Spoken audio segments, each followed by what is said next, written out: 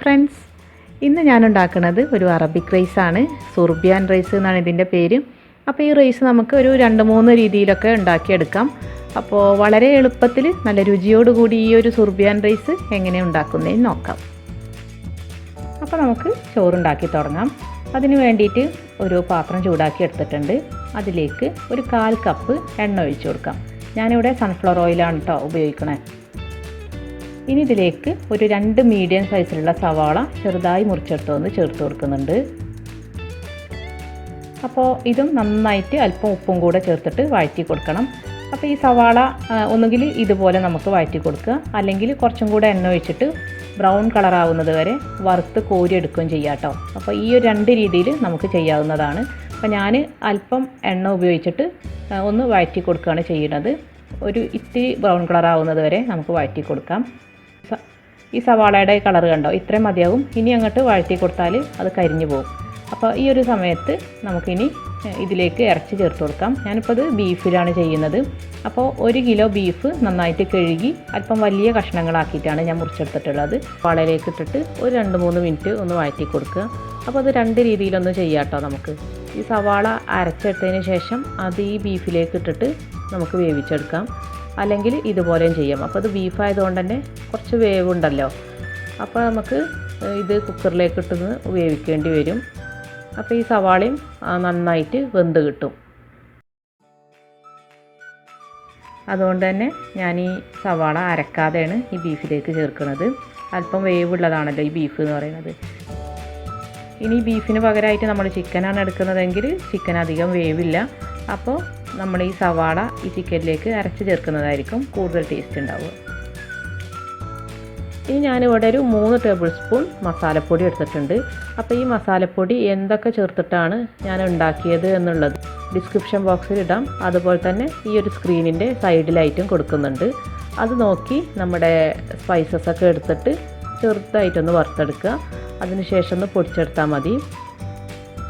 അപ്പോൾ ഈ മസാലപ്പൊടിയും കൂടെ ചേർത്തിട്ട് ഈ ബീഫ് നന്നായിട്ട് ഒരു 4-5 മിനിറ്റും കൂടെ ഒന്ന് വഴറ്റി കൊടുക്കണം.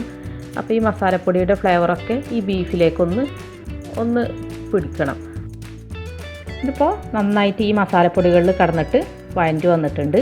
ഇനി ഇത് ഒന്നുകിൽ 2 കപ്പ് വെള്ളം കൂടെ ഒഴിച്ചിട്ട് ഈ ഒരു പാത്രത്തിൽ തന്നെ മൂടി വെച്ചിട്ട് വേവിച്ചെടുക്കുക. അല്ലെങ്കിൽ സമയം ഉണ്ടെങ്കിൽ കേട്ടോ, അല്ലെങ്കിൽ സമയം കുറവാണെങ്കിൽ നമുക്കിത് നേരെ കുക്കറിലേക്ക് മാറ്റുക. അപ്പോൾ 1 കപ്പ് വെള്ളം ഒഴിച്ചിട്ട് നന്നായിട്ട് ഇതൊന്ന് വേവിച്ചെടുക്കുക. അപ്പോൾ ഞാനിപ്പോൾ ഇത് ടൈം അല്പം കുറവാണ്, അതുകൊണ്ട് ഞാനിത് നേരെ കുക്കറിലേക്ക് മാറ്റുകയാണ്. അപ്പോൾ ഞാൻ വേറൊരു പാത്രം ചൂടാക്കി എടുത്തിട്ടുണ്ട്. അതിലേക്കൊരു 1/4 കപ്പോളം തന്നെ എണ്ണ ഒഴിച്ചു കൊടുക്കാം. ഇനി ഇതിലേക്ക് ചേർക്കുന്നത് ഒരു 2-3 ടേബിൾ സ്പൂൺ ഉണക്കമുന്തിരി ചേർത്ത് കൊടുക്കാം. അപ്പോൾ അത് വേണമെങ്കിൽ ചേർത്താൽ മതി കേട്ടോ, ഓപ്ഷണലാണ്. വേണമെങ്കിൽ മാത്രം ചേർത്ത് കൊടുത്താൽ മതി. ഇത് ഒന്ന് വഴറ്റി കൊടുത്തതിന് ശേഷം അതിലേക്ക് 1 ടേബിൾ സ്പൂൺ വീതം ഇഞ്ചി ചതച്ചതും വെളുത്തുള്ളി ചതച്ചതും ചേർത്ത് കൊടുക്കാം. അതൊരു 2 മിനിറ്റ് ഒന്ന് വഴറ്റി കൊടുക്കുക. ഇനി വേണ്ടത് പച്ചമുളകാണ്. അപ്പോൾ പച്ചമുളക് നേരിട്ട് ഇതുപോലെ തന്നെ ഇട്ട് കൊടുക്കാം, അല്ലെങ്കിൽ നടുകിൽ ഒന്ന് കീറിയതിന് ശേഷം നമുക്ക് ഇതിലേക്ക് ഇട്ട് കൊടുക്കാം. പിന്നെ വേണ്ടത് നമ്മുടെ ഉണക്കനാരങ്ങ ഉണ്ടല്ലോ, അതാണ്. അത് ഞാനിവിടെ 1 ചേർത്ത് കൊടുക്കുന്നുണ്ട്. തക്കാളിയാണ്. 2 മീഡിയം സൈസിലുള്ള തക്കാളി ചെറുതായിട്ട് മുറിച്ചെടുത്തതും ചേർത്ത് കൊടുത്തിട്ട് നന്നായിട്ടൊന്ന് വഴറ്റി കൊടുക്കുക. അല്പം ഉപ്പും കൂടെ ചേർക്കാം. അപ്പോൾ പെട്ടെന്ന് നമുക്ക് വഴണ്ട് കിട്ടും.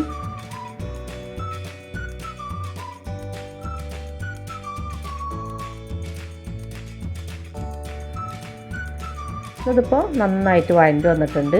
ഞാൻ അതിലേക്ക് ചേർക്കുന്നത് ഉരുളക്കിഴങ്ങാണ്. 2 മീഡിയം സൈസിലുള്ള ഉരുളക്കിഴങ്ങാണ് എടുത്തിട്ടുള്ളത്. അത് ഞാൻ അല്പം വലിയ പീസായിട്ടാണ് കട്ട് ചെയ്തെടുത്തിട്ടുള്ളത്. അതും കൂടെ ചേർത്തിട്ട് ഒന്ന് വഴറ്റി കൊടുക്കുക. ഇനി ഇതിലേക്ക് ചേർക്കുന്നത് കുറച്ച് മല്ലിയിലയാണ്. അപ്പോൾ ഈ മല്ലിയില ഓപ്ഷണലാണ്, വേണമെങ്കിൽ മാത്രം ചേർത്താൽ മതി. ഞാൻ ഈ ഒരു ചോറിന് കുറച്ചും കൂടെ നല്ലൊരു ഫ്ലേവർ കിട്ടാൻ വേണ്ടിയിട്ടാണ് ഈ മല്ലിയില ചേർത്തത്. കൂടെ തന്നെ ഒരു 1/2 കപ്പ് മുതൽ 3/4 കപ്പ് വരെ തൈരും കൂടെ ചേർത്ത് കൊടുക്കാം. അപ്പോൾ നല്ല പുളിയുള്ള തൈരാണെങ്കിൽ 1/2 കപ്പ് ചേർത്താൽ മതി. അധികം പുളിയില്ലെങ്കിൽ ഒരു 3/4 കപ്പോളം നമുക്ക് തൈര് ചേർത്ത് കൊടുക്കാം.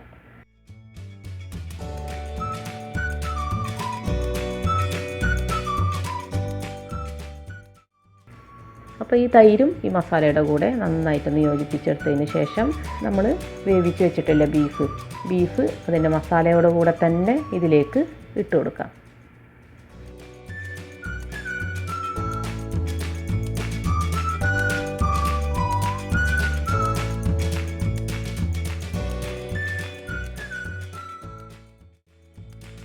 അപ്പോൾ നമ്മുടെ നേരത്തെ ഉണ്ടാക്കിയ മസാലയും ഈ ഒരു ബീഫ് മസാലയും കൂടെ നന്നായിട്ടൊന്ന് യോജിപ്പിച്ചെടുത്തതിന് ശേഷം ഇതിലേക്ക് നമുക്ക് അരി ചേർത്ത് കൊടുക്കണം.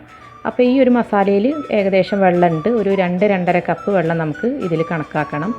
എന്നിട്ട് വേണം ഇതിലേക്ക് അരി ഇട്ട് കൊടുക്കാൻ വേണ്ടിയിട്ട്. അപ്പോൾ 4 കപ്പ് ബസ്മതി റൈസ് നന്നായിട്ട് കഴുകി വെള്ളമെല്ലാം കളഞ്ഞെടുത്തതാണിത്. അത് ഈ മസാലയിലേക്ക് ഇട്ടിട്ട് നന്നായിട്ടൊന്ന് യോജിപ്പിച്ചെടുക്കുക.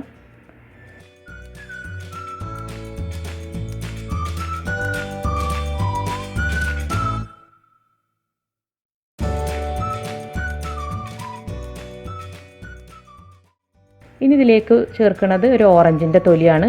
ഓറഞ്ച് നന്നായിട്ട് കഴുകി അതിൻ്റെ തൊലി മാത്രം മുറിച്ചെടുത്തതാണിത്. അതും കൂടെ ചേർത്തിട്ട് ഒന്നും കൂടെ മിക്സ് ചെയ്തെടുക്കുക. ഇനി ഇതിലേക്ക് നമുക്ക് അരി വേവാനുള്ള വെള്ളം ഒഴിച്ചു കൊടുക്കാം. അപ്പോൾ ഞാൻ ഇവിടെ നേരത്തെ പറഞ്ഞിട്ടുണ്ടായിരുന്നു ഒരു 2-2.5 കപ്പ് നമ്മൾ മസാലയിലെ വെള്ളം ഒഴിച്ച് ബാക്കി നേരത്തെ ബീഫ് വേവിച്ചിട്ടുള്ള ആ കുക്കറിൽ തന്നെ ഒരു 5.5 കപ്പ് വെള്ളം തിളപ്പിക്കാനായിട്ട് വെച്ചിട്ടുണ്ടായിരുന്നു. അത് തിളച്ച് വന്നിട്ട് അത് നമുക്ക് ഈ അരിയിലേക്ക് ഒഴിച്ചു കൊടുക്കാം. എന്നിട്ട് നന്നായിട്ടൊന്ന് മിക്സ് ചെയ്ത് കൊടുക്കുക.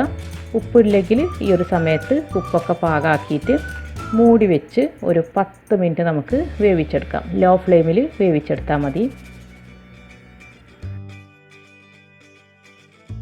ഇതാ കണ്ടോ, അപ്പോൾ 10 മിനിറ്റിന് ശേഷം ഞാൻ തുറന്ന് നോക്കിയപ്പോൾ നന്നായിട്ട് വേവായിട്ടുണ്ട്. അപ്പോൾ ഈ ഒരു സമയത്ത് തന്നെ ഇത് ഇളക്കി കൊടുക്കരുത്, നമ്മുടെ ചോറ് പൊട്ടിപ്പോകും. ഒരു 5 മിനിറ്റ് നമുക്കിത് തുറന്ന് വെച്ച് കൊടുക്കാം.